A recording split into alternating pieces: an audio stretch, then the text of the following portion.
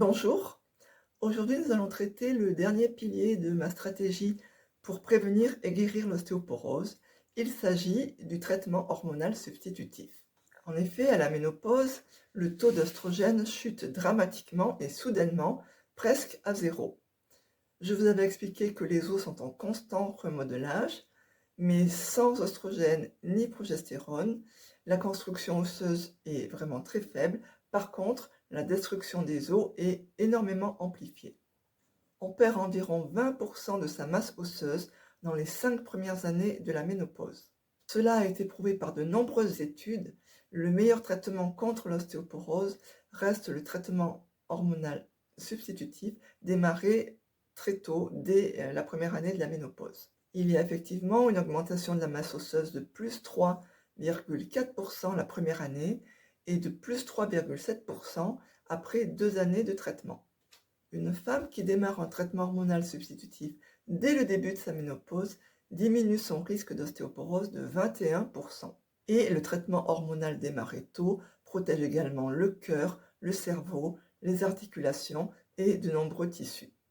Les symptômes de la ménopause tels que les bouffées de chaleur, les problèmes de sommeil, les problèmes de concentration devraient être pris au sérieux comme des pathologies qui dégénèrent ensuite vers des maladies sérieuses comme la résistance à l'insuline, les problèmes cardiovasculaires, les problèmes cognitifs comme la maladie d'Alzheimer et bien sûr l'ostéoporose. En quoi consiste le traitement hormonal substitutif? Il s'agit de compenser en partie la baisse des oestrogènes et de la progestérone. Actuellement, les hormones qui sont utilisées en France sont dites bioidentiques, c'est-à-dire que leur structure chimique est identique à la structure chimique des hormones produites par une femme non ménopausée. Par ailleurs, les oestrogènes sont pris de manière transdermique, c'est-à-dire en patch ou en gel. Ainsi, il n'y a pas de risque de caillots, comme c'est le cas quand les hormones sont prises oralement. Dans certains pays comme les États-Unis, l'Angleterre ou l'Australie, il peut y avoir également une supplémentation en testostérone. En effet, la femme produit de la testostérone, mais 10 fois moins que les hommes. Cependant, il n'y a pas de médicament spécifique à la femme, à part en Australie, et en France, de toute façon, ça n'est pas préconisé.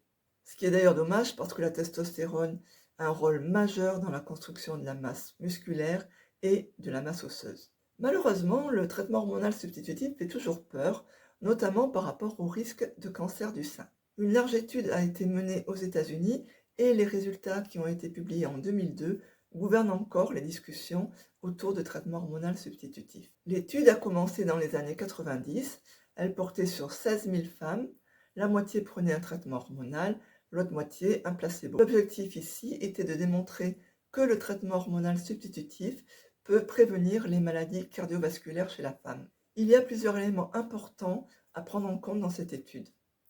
Le premier, c'est que les oestrogènes qui étaient donnés aux femmes étaient des oestrogènes équins, donc à base d'urine de jument enceinte. Et on sait que les oestrogènes équins sont différents des oestrogènes féminins. Ils étaient pris oralement. Et par ailleurs, la progestérone était une progestérone de synthèse. Ensuite, la moyenne d'âge des femmes était de 63 ans, ce qui est tard pour démarrer un traitement hormonal. La plupart étaient obèses ou diabétiques, fumeuses ou anciennes fumeuses. Le problème essentiel est qu'il y a eu communication d'un chiffre, et cela a été fait avant relecture par d'autres scientifiques, comme c'est le cas pour toute publication scientifique. La communication annonçait: le traitement hormonal substitutif augmente de 26% le risque de cancer du sein. Alors, il s'agit ici du risque relatif, c'est-à-dire en comparant les deux groupes, avec traitement hormonal et sans traitement hormonal.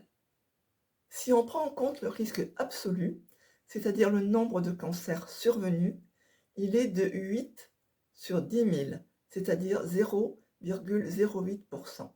Néanmoins, cette étude a pu démontrer le rôle important du traitement hormonal dans l'ostéoporose. Depuis, de nombreuses études ont eu lieu pour démontrer les erreurs et les biais de cette étude. D'ailleurs, récemment aux États-Unis, la FDA, chargée de contrôler les médicaments, a validé la suppression de la mention de risque de cancer pour les crèmes vaginales à base d'oestrogènes bioidentiques. Actuellement, si une personne manque d'une hormone, que ce soit la thyroïde, l'insuline ou même le cortisol, on lui donne une supplémentation à vie et cela ne pose aucun problème. Or, cela en pose toujours pour les oestrogènes. Il faut savoir qu'une femme sur 8 sera confrontée au cancer du sein. Il faut savoir également que le taux de mortalité après une fracture de la hanche est supérieur à celui du cancer du sein. Chaque femme doit donc prendre sa décision en fonction des bénéfices et des risques du traitement hormonal pour sa situation. Voilà, nous avons fait le tour des 4 piliers pour prévenir et guérir l'ostéoporose. Je vous les rappelle. L'exercice physique adapté, c'est-à-dire soulever des poids le plus lourd possible, des exercices d'impact et d'équilibre.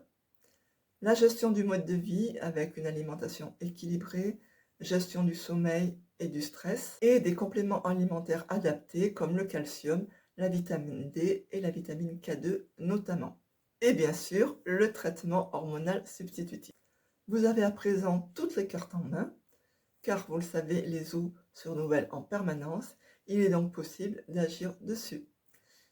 Voilà, je vous remercie pour votre écoute.